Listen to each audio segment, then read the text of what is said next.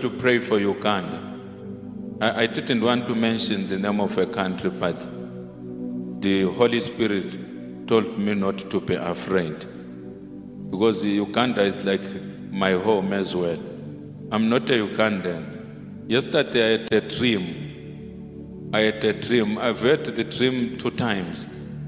Last week I had the same dream. Yesterday I had another dream where the wife of the man who has been incarcerated and his son, they were appearing to me.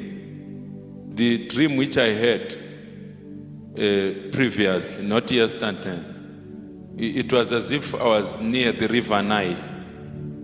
I don't know whether the river Nile passes through Uganda.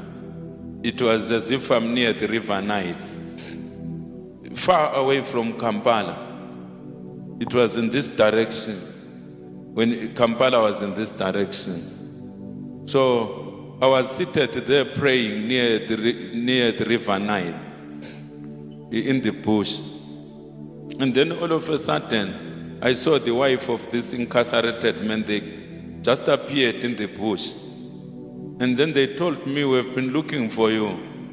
She was coming with their son.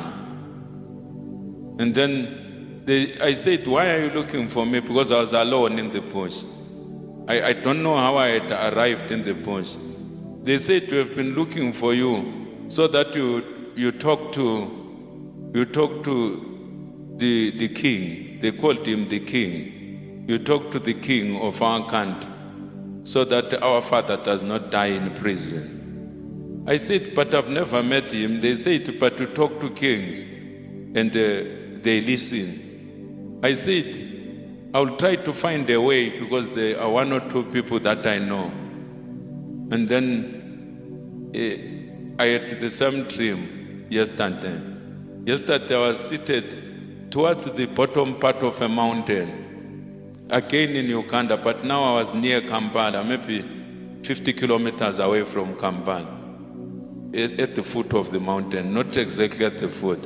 Again, that woman, she appeared again and said, "Have you talked to the king about my husband?" But now she was prophesying. I don't know whether she's a Christian or not. She was prophesying, saying God had shown her that if her husband dies in prison, that nation will be scattered. So, and then when she said that, the Holy Spirit came upon me. I started to roll on the ground. I was groaning for that nation. That's why you saw me kneeling. When I was kneeling, I was seeing the flag of Uganda. I wanted to speak in parables, but it takes people many days or many months to hear parables. So I was rolling on the ground as if my stomach is in pain. I'm not a woman, so I don't know how they experience labor pains. And I was groaning and crying. When I woke up from that traveling, I realized that that woman and their son, they were seated on a rock. They were praying as well. And then we formed a prayer circle. And then I told them that God is going to release your husband. That's what I said. So we must pray for God to prevail upon the king of that country. Uganda is a country that I love a lot, because it's one of few countries. I know when people are looking at President Museveni, they say all sorts of things, but he's not a president in the ordinary sense. I've said it, that he is a king. Those people are kings. Uganda is a kingdom. It's not a republic like other nations. He's a person who knows that there is God, and out of his own household they preach the gospel. So he's not someone who is impervious to prayer. So, because there are things that the appearance of that woman was speaking to me, I don't know them. I don't know that woman, the wife of the incarcerated man. But she was prophesying, saying, "If my husband dies in prison, this kingdom will be scattered." So right now, it's the last phase of the kingdom of the king of Uganda. They are just about to move to another dispensation. So the kingdom can't be scattered at the end, like the kingdom of Idi Amin. It can't happen that way. That every time when one kingdom is ending, when the sun is setting, things they get scattered. So those who are intercessors in Uganda, in East Africa and other places, pray for that man. I don't know him. I don't know what he did. I'm not a politician. I'm not a soldier. I'm just an intercessor. That's my job before God. I'm just an intercessor. I plead with the king of Uganda. I plead with his son. I plead with whoever makes decisions in that country. Don't allow that man to die in prison. Your country will be in tatters. Your country will be in what? In tatters. That's the message that I've been given by God. Because from time to time I travel to Uganda, to East Africa. I wanted to speak in parables so that I am safe. But the Holy Spirit said, if you fear them, I'm going to dismay you, because they might not hear you if you speak in parables. So that's why I'm speaking the message in plain language. Let us pray for the king of Uganda and for those who rule with him in the royal palace, and all those who make decisions in that country. That incarcerated man, God has given them power. If they want to contain him, but they must not torture him through the system to death. It's not in the mind of God for them to do that. Because why is it when they transition from one kingdom to another, there has to be bloodshed?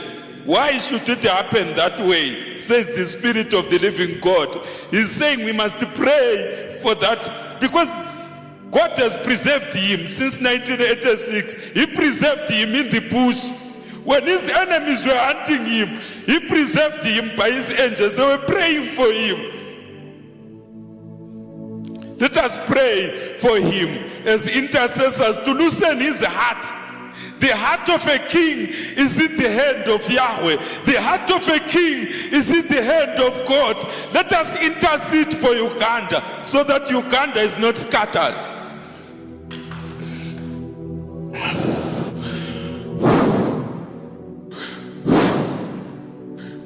Father, we need. God, we pray. We pray for Uganda.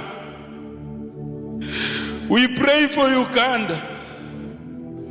We pray for that man to be released from prison. To be released. To be released according to your word.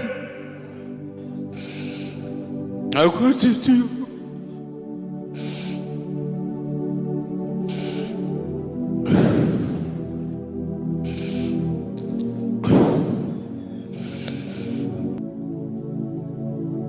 Father, in the wonderful name of our Lord Jesus, we pray for the nation of Uganda.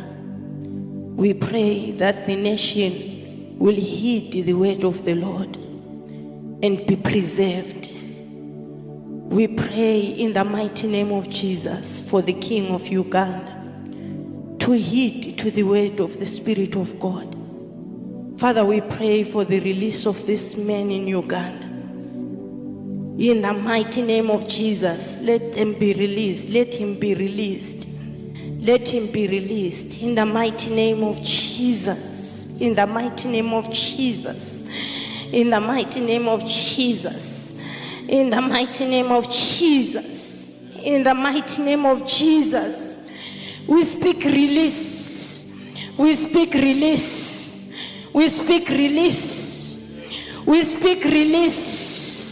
We speak release. We speak release.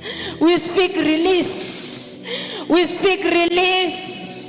In the mighty name of Jesus. In the mighty name of Jesus. In the mighty name of Jesus. Let your will prevail in Uganda. Let your will prevail in Uganda. Let your perfect will prevail in Uganda. Let your perfect will prevail in Uganda. Let your perfect will prevail in Uganda.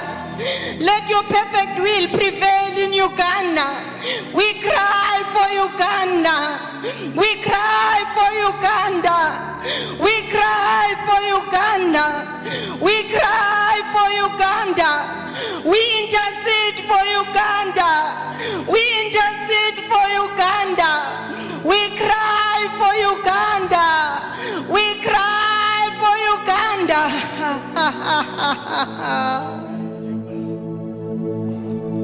We thank you, Lord.